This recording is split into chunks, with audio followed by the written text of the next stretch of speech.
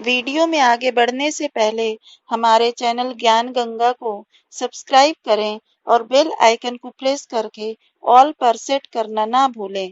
धन्यवाद। बच्चों, आज की कहानी है अपना अपना भाग्य, जिसे लिखा है जैनेन्द्र कुमार ने। आज के युग की संवेदनहीनता तथा निर्दयता का चित्रण ही इस कहानी का मुख्य उद्देश्य है। हम गरीबों की विवशता को यह कहकर छोड़ देते हैं कि यह तो अपना अपना भाग्य है। लेखक और उसके मित्र ने पहाड़ी बालक को भीषण सर्दी में भी जाने दिया, न तो उसे भोजन दिया, न पैसे दिए और न ही रात में सोने की जगह। वह बालक रात को ठंड में एक पेड़ के नीचे मर गया। इस कहानी में लेखक एक गरीब लड़के के माध्यम से ऐसे सैकड़ों निर्धन और विवश लोगों की ओर ध्यान खींचना चाहते हैं। इसी संदर्भ में अमीरों का उनके प्रति रवैया भी दिखा रहे हैं, जो दया का केवल दिखावा मात्र करते रहते हैं। तो चलिए अब हम सुनते हैं कहानी अपना अपना भाग्य। बहुत कुछ निरुद्देश्य घूम चुकने पर हम सड़क के किनारे एक बेंच पर बैठ गए। नैनीताल की संध्या धीरे धीरे उतर रही थी। रुई के रेशे से भाप के बादल हमारे सिरों को छूकर बेरोक घूम रहे थे के प्रकाश और अंधियारी से रंगकर कभी वे नीले दिखते, कभी सफेद और फिर जरा अरुण पड़ जाते, जैसे हमारे साथ खेलना चाह रहे हों। 5, 10, 15 मिनट हो गए। मित्र के उठने का कोई इरादा मालूम न हुआ। मैंने झुंझलाकर कहा, चलिए भी, अरे जरा बैठो। हाथ पकड़कर जरा बैठने के लिए जब जोर से बैठा लिया गया तो और कोई चारा न रहा। सनक से छुटकारा पाना आसान न था और जरा बैठना भी जरा न था। चुपचाप बैठे तंग हो रहा था, उड़ रहा था कि मित्र अचानक बोले, देखो वह क्या है। मैंने देखा कि कोहरे की सफेदी में कुछ ही हाथ दूर एक काली सी मूर्ति हमारी ओर आ रही थी। मैंने कहा, होगा कोई। 3 गज की दूरी से दिख पड़ा एक लड़का सिर के बड़े बड़े बाल खुजलाता चला आ रहा था। नंगे पैर, नंगे सिर, एक मैली सी कमीज लटकाए है। पैर न जाने कहाँ पड़ रहे थे और न जाने कहाँ जा रहा था। कहाँ जाना चाहता था, न दायां न बायां था। पास की चुंगी की लालटेन के छोटे से प्रकाश वृत्त में देखा तो कोई 10-12 बरस का लड़का होगा। गोरे रंग का है पर मैल से काला पड़ गया है। आंखें अच्छी पर सूनी हैं। माथा जैसे अभी से झुर्रियां खा गया है। वह हमें न देख पाया, जैसे कुछ भी न देख रहा था। न नीचे की धरती, न ऊपर चारों ओर फैला हुआ कोहरा, न सामने का तालाब, न एकाकी दुनिया। बस अपने निकट वर्तमान को देख रहा था। मित्र ने आवाज दी, ऐ। उसने अपनी सूनी आंखें फाड़ दी।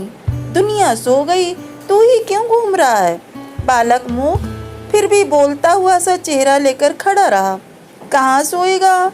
यहीं कहीं। कल कहाँ सोया था? दुकान पर। आज वहाँ क्यों नहीं? नौकरी से हटा दिया। क्या नौकरी थी? सब काम 1 रुपया और जूठा खाना।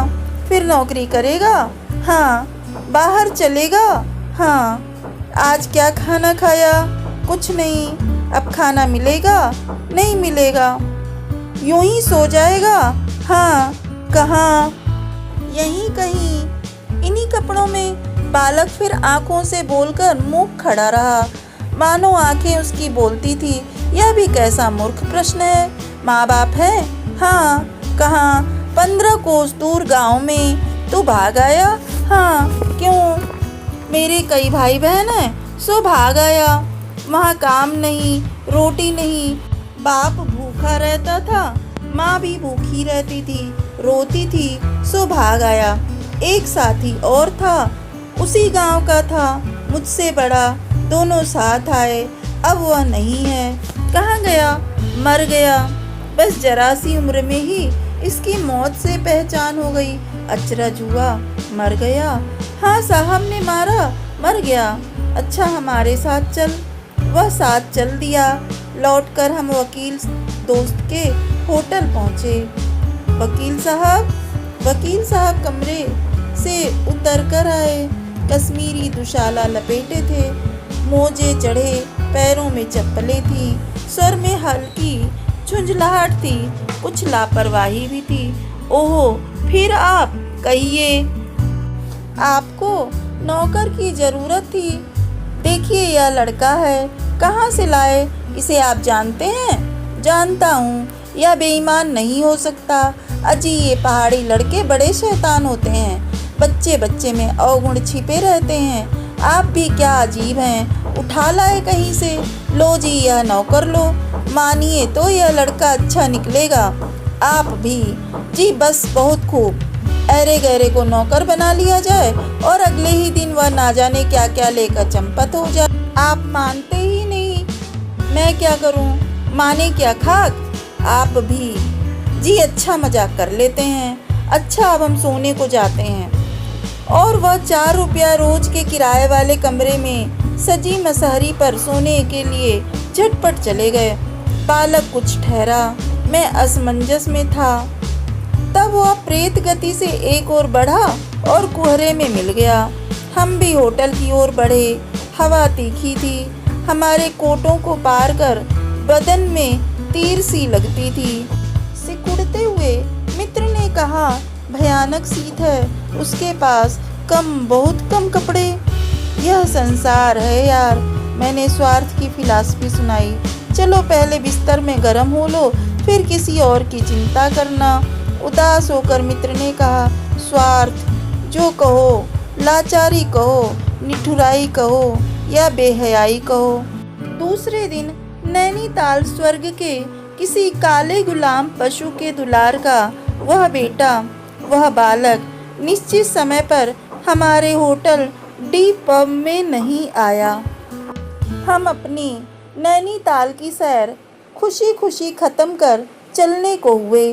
उस लड़के की आस लगाए बैठे रहने की जरूरत हमने न समझी।